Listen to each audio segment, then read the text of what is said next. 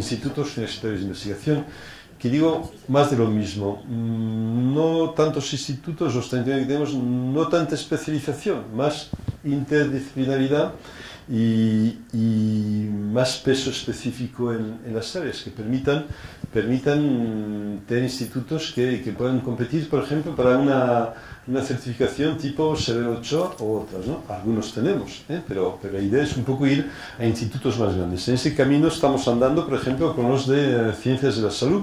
Ese camino ya se ha andado, por ejemplo, en Ciencias de la Tierra, donde se juntaron varios institutos existentes ya hace unos años, y ahora ese instituto Ligeo pues tendrá ubicación en el pabellón 8.